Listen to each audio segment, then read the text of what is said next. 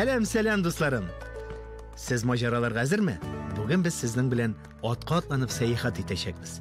Durust, biz hozir elga aqlli ham chetis hayvonni yasayashakmiz.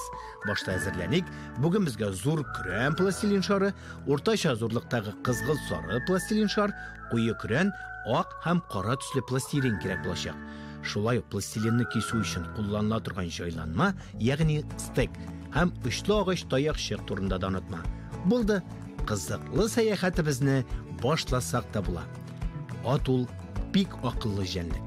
Kishilar yonida yashagan otlar xo'jasining tovushunda turli tuyg'ularni, ya'ni emotsiyalarni ayira olalar. Ular tinish kuylar yaratalar ekan. Biz sinibimizni yasarga hozirlanamiz. 4 kichkina kesak kran plastilinni o'ng pishmoqqa qo'yamiz. Shular yanına zo'r ham kichkina shorshiqlar bilan qoplangan plastilinni da qo'yamiz. Demak, yasay boshlaymiz. O'rtacha zo'rliqdagi shorni olamiz. Qo'llarimda ibatlab avvalla, onlar barmoqlarim bilan qisib uzuncha tugarak yasa. Do'stim, esinotlarning 160 ga yaqin tuqumi bo'lganini bilaydingmi? Men bilmaydim. Bizning otimiz uzunchalikli bo'lacak. Chunki biz uni o'zimiz o'ylab topamiz. Kelib chiqqan detalni qog'oz betini yopishtir. Barmoqlaring bilan jayib qo'y. Mana shulay.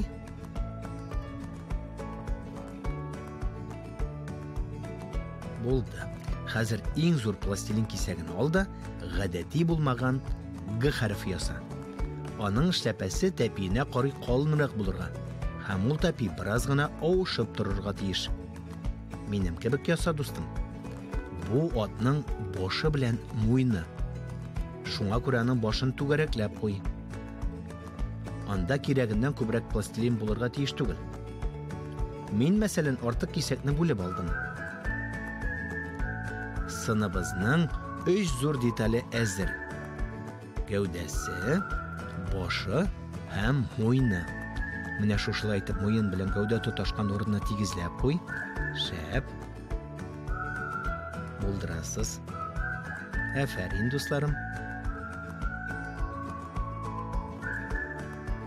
Anlari bizga otning quloqlarini yasar uchun tag'in birozgina kran plastilin kerak bo'lar.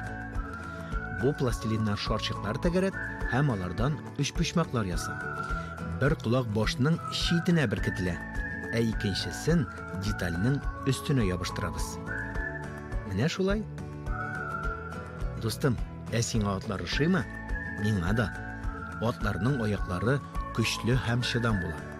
Aydagiz tezroq do'stimizning oyoqlarini yasaylik.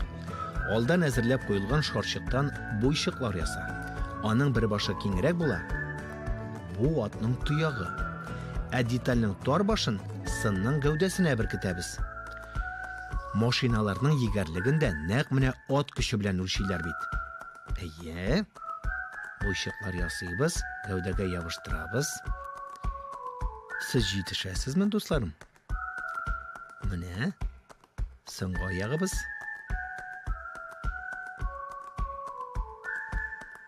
Bo'ldi.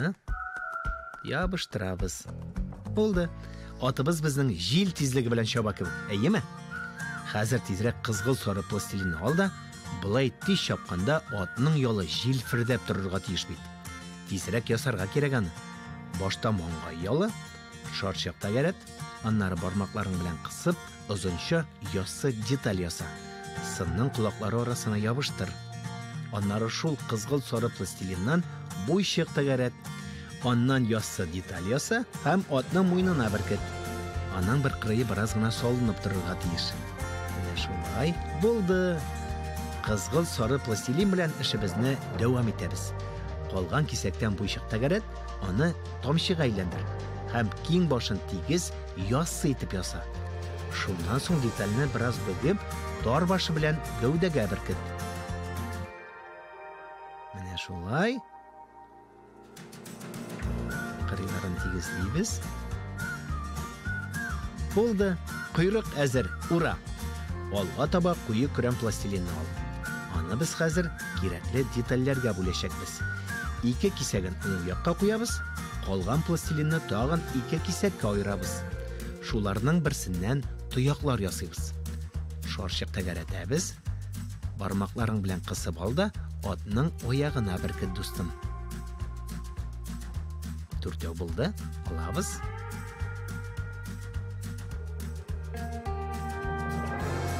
Беркетәбез. Менә безнең шундый матур тояклар килеп чыга. Нәкъ шулай итеп тагын 3 тоякны ясыйбыз. Ат эт кебек кешенең иң якын һәм иң тугры дусты. Ә син үз атың булуын теләр идеңме? Мин дә, дустым. Менә булды. Сынның аяклары әзер. Шәп килеп чыга. Сынны бизәүебезне дәвам итәбез. Менә булды. Ак пластилинның да чираты җитте. Күз өчен бер өлешен ал, шарчык тәгәрәт, бармагың белән атның башында кечкенә генә чокыр яса, аннары шунда әзерләнгән шарчыгыңны ябыштыр. Калган ак пластилиннан тар башлы буйчык тәгәрәт, аны читкә куеп тор. Хәзер көрә пластилин ал, аның бер кисәгеннән без атның авызын ясарбыз. Моның өчен пластилинны озынча детальгә әйләндерәбез дә башның аскы өлешенә ябыштырабыз. Шулай хәзер тешләр ясарга кирәк. Авызга алдан әзерләп куйган буйчыкны беркетәбез. Атның яшен нәкъ менә тешләре буенча билгелиләр икән. Син моны белә идеңме? Ярый, сыныбыз әзер диярлек. Күз карасын ясыйк. Кечкенә шарчык белән буйчык тәгәрәт. Әлеге буйчык атыбызның кашы булыр. Очлы таякчык белән күз карасы өчен тишекләр ясарбыз. Менә шулай.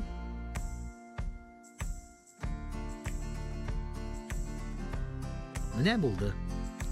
Очлы таякчык белән күз карасы өчен тишек ясыйбыз һәм әзерләп куйган шарчыкны ябыштырабыз. Хәзер шул ук таякчык белән борын тишекләрен ясыйбыз. Тагын берничә деталь өстәгәннән соң атыбыз әзер булачак. Стейк белән ялына, койрыгына, аркасына, муйнына һәм аякларына сызыклар ясыйбыз. Бу сыныбызның йоны. Атыбыз бик матур килеп чыкты, шулай бит. Хәзер ул рәхәтләнеп, болын кырлар буенча чабып йөри ала. Тиздән күрешербез, дустым. Уңышлар сиңа. Хуш-хуш. Сау бул.